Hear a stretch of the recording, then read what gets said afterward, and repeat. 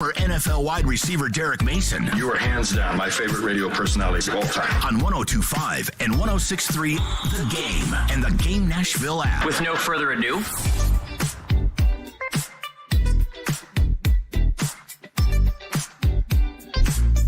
Caroline, Willy, D-Mase, 102.5, 106.3 The Game and the Game Nashville app.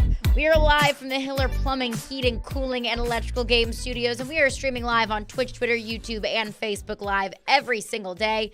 Our video streaming is brought to you by Superbook. Download their app today and use promo code THEGAME. Hope everyone had a very fun and safe 4th of July weekend. I feel like I haven't been in this room in like weeks.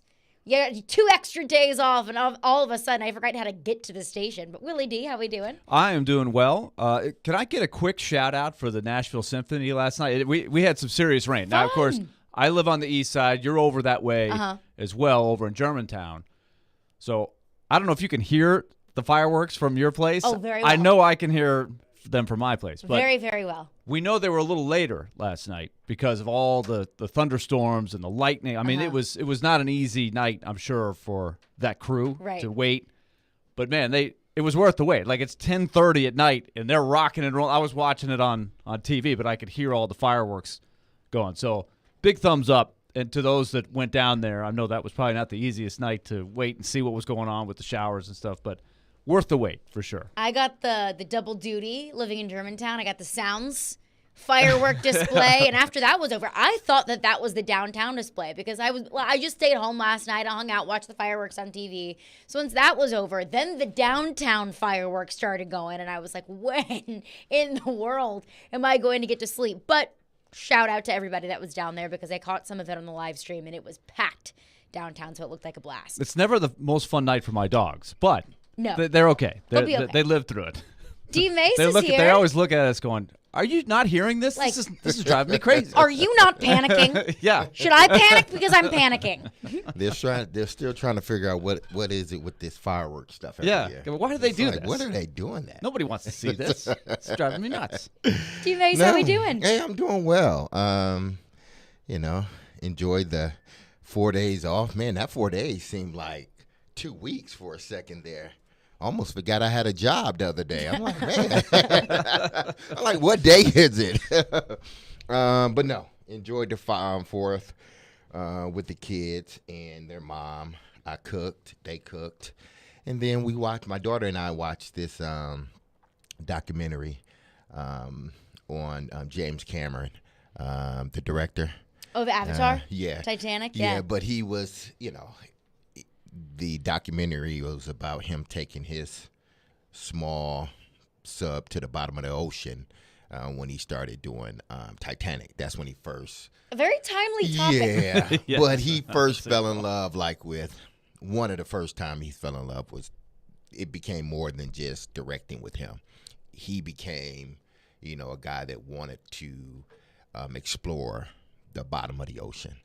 So his love for film caused him to, have a love for just exploration. So he's more of a guy that does explorations than, film. I think that's his love. That's what he basically said. So, but it was a good movie. It was a good documentary. It was really good. Really cool. But you're right. Timely. It comes out right now. On trend. Absolutely. But no, it had nothing to really do with sort of what his small sub that he built. Mm-hmm. It had more to do with his love for the ocean and filming the Titanic, Abyss, Avatar, as you said. But he just talked more about the Abyss, which came out, Willie? That might have been 1980-something. The Abyss was early 90s, I think. Yeah, it was somewhere around I feel like I was on a Vanderbilt baseball bus watching that one time. So he talked about that. Pop the movie in.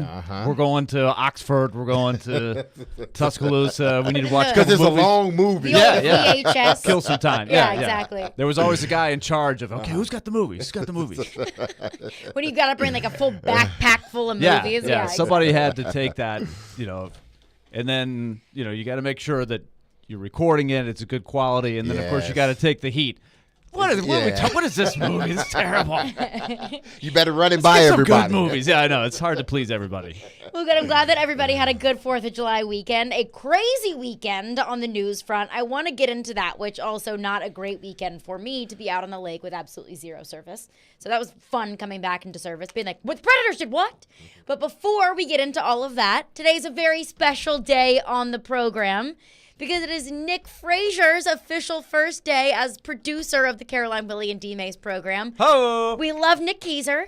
He did a wonderful job with Robbie and Rexford this morning. Welcome to the program, Nick Frazier. Happy to have you. Thank you very much for having me. This is going to be a lot of fun. Love hanging out in the midday with all three of you. I listen to you when I'm, outside doing some work, and so it's a true joy to kind of get to, be on the show with you guys. Pleasure to have you. We go from Nick Keyser to Nick Frazier. Boy, it's just all in the family, all Nick. the Nicks. All the Knicks. Yeah. The Knicks at night have now gone to Knicks during the day. There we Midday go. Knicks.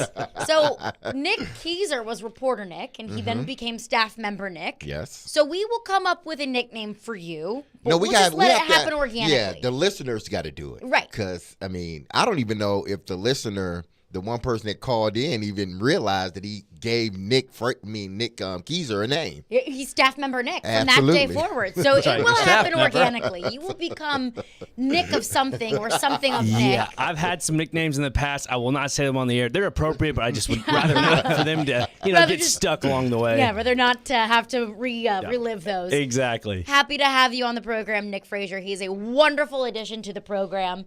What a weekend it was for the Nashville Predators.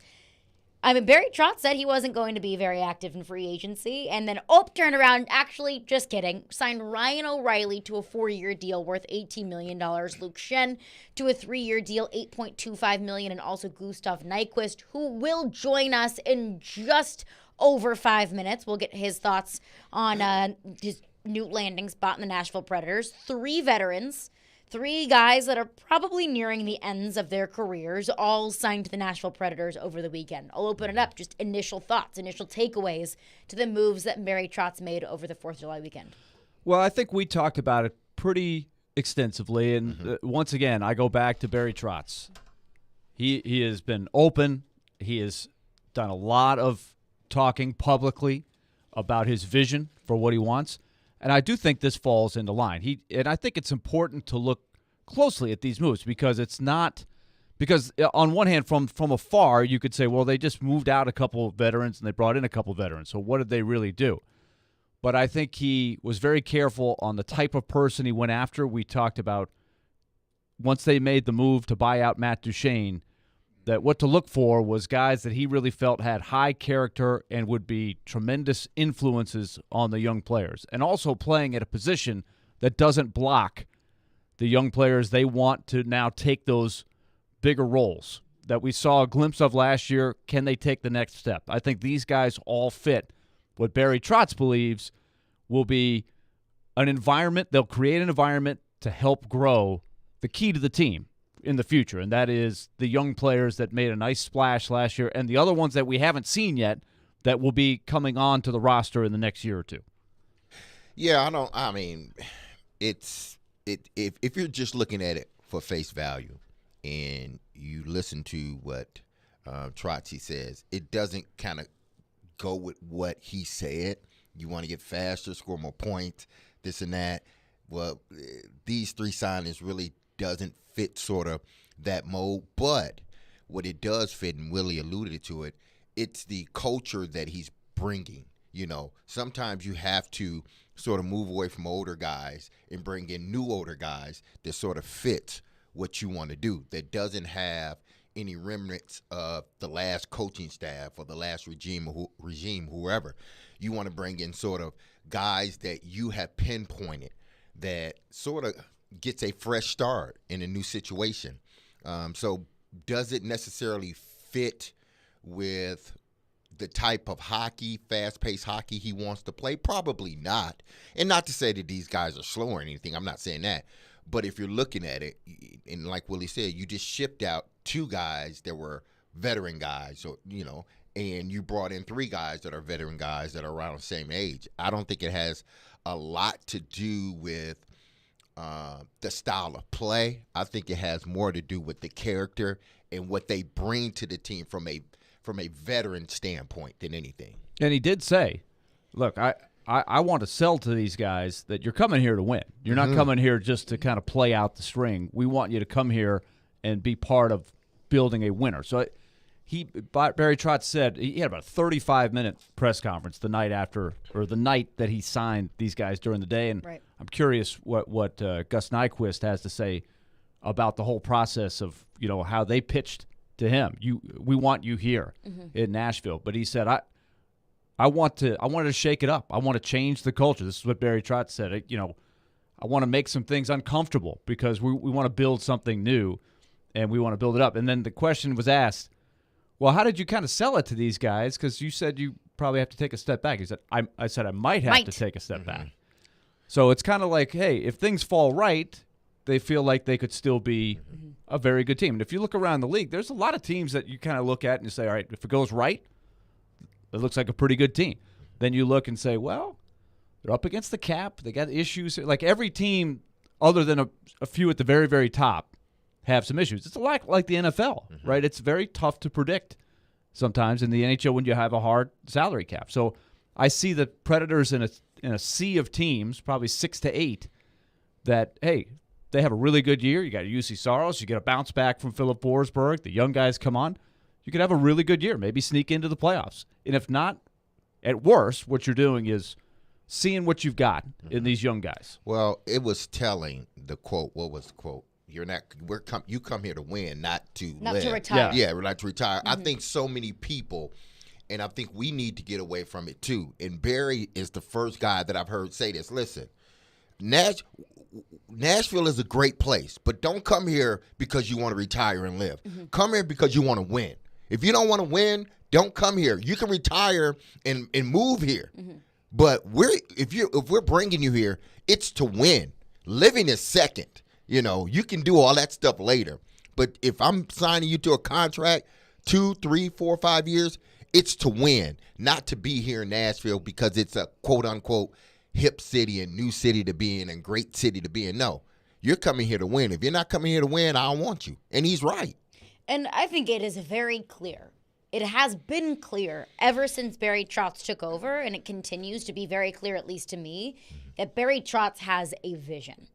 And I think that some of these veteran guys that have signed to the Predators see that vision. So we'll talk with Gus Nyquist, one of the newly acquired Nashville Predators, about how he feels about Barry Trotz's vision now that he's part of it. We'll get into that coming up next. Gus Nyquist, new Nashville Predator, will join us coming up next. And, of course, we'll take your thoughts all day long. 615-737-1025. The Predators make some massive moves over the weekend.